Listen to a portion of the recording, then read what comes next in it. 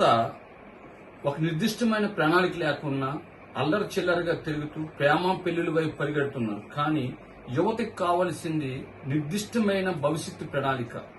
ఆ ప్రణాళిక లేనప్పుడు వారి జీవితం పతనం అవుతుందని నా అభిప్రాయం. చాలా మంది యువతను మనం పరిశీలించినట్లయితే అనేక మంది అనేక విధాలైన ఎక్స్పెరిమెంట్ చేస్తూ వారి జీవితాన్ని ఎంతగానో నిర్మించుకుంటున్నారు. ముఖ్యంగా మీకు ఒక విషయం తెలుసా, 2014 ముందు మనకి ఆండ్రాయిడ్ లో ఫేస్బుక్ మాత్రమే ఉండేది.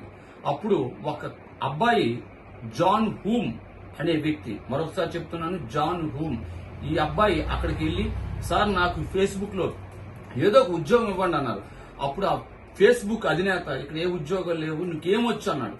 అంటే సార్ నాకు చాలా టెక్నిక్ గా నేను ఎన్నో ఎక్స్పెరిమెంట్ చేశానంటే, లేదు నువ్వు ఏదైనా సాధించుకోనరా అప్పుడు నేనే నీకు ఉద్యోగం ఇస్తామన్నాడు. ఆ ఒక్క మాటతో ఆ అబ్బాయి వచ్చి ఒక వినూతనమైన ఒక యాప్ని కనిపెట్టాడు. అది మీరు అందరూ రోజు అదే పని మీద ఎదురు చూస్తూ చేస్తూ మా అందరికి పంపిస్తున్న వాట్సాప్. ఆ యాప్ను రూపొందించిన వ్యక్తి పేరే జాన్ హూమ్.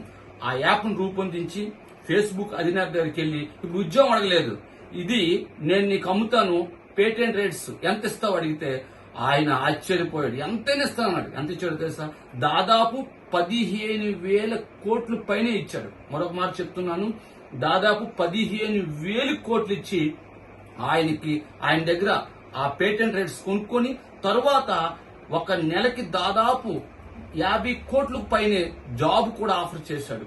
చూసారా, ఒక విషయంలో ఎప్పుడైతే ఉద్యోగం లేదని వెనక్కి తిరిగి అదే సంస్థను శాసించే స్థాయికి ఆ యువకుడు వెళ్ళాడు. అంటే మనం అంత పెద్దది కాకపోయినా మనం ఎక్కడైతే పడిపోతున్నామో అక్కడే ఎదగడానికి మనం గట్టి ప్రయత్నం చేయాలి. అదే నేటి యువత. కనుక నేటి యువత బావిలోని కప్పల్లా కాకుండా భవిష్యత్తును ప్రణాళికను శాసించే గొప్పవారిగా ఉండాలి.